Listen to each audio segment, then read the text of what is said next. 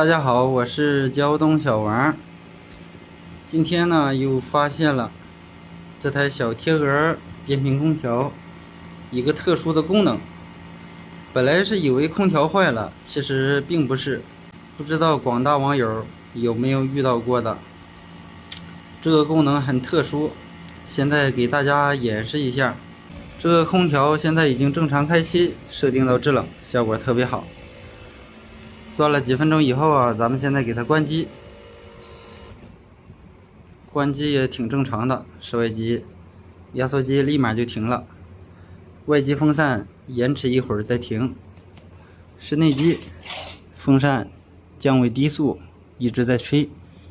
正常外风机和内风机延迟一会儿都应该停止，但是这台空调不是，外风机延迟一会儿停了，但是内风机一直在吹，以特别低的速度在吹风，听不到声音，但是手放上会有一点感觉。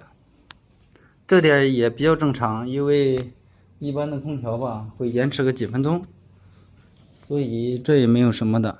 但是过一会儿大家都知道了，这个空调还有个什么功能。现在什么都不动它，遥控器也没设定这个功能，是空调自带的。现在已经转了5、6分钟了，一直在转，还是不停。显示屏上显示环境温度27度，一直在闪。开始以为这个空调有故障，内机关不了。内机吹了大约6、7分钟以后啊，室外机又运转起来了。但是现在室外机是制热的啊，这个风是凉的，而且里边电磁阀明显听到大一声响了，铜管是热的，这个风吹出来也是热风，温乎乎的。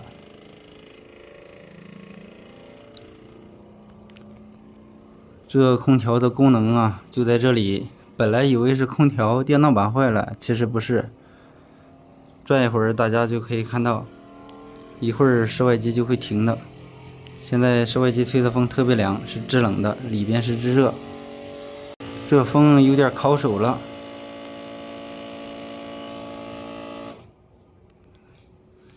刚要烤手，室外机停了，压缩机停机，风机还在一直运转，内风机一直在出风。看到这里，大家应该知道，现在空调啊正在去除室内机蒸发器片上的水珠啊湿气，就是所谓的干燥功能。但是我遥控并没设定干燥功能，室外风机也停了。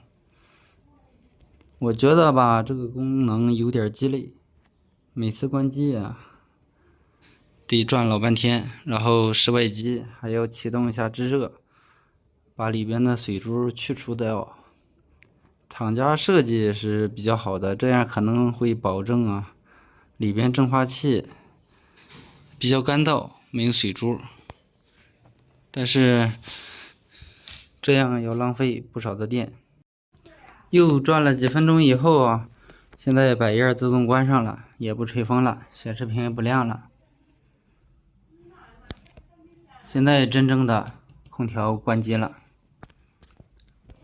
所以遇到这种型号的空调，不要以为是空调坏了，是正常现象，厂家就这么设计的。一开还能打开。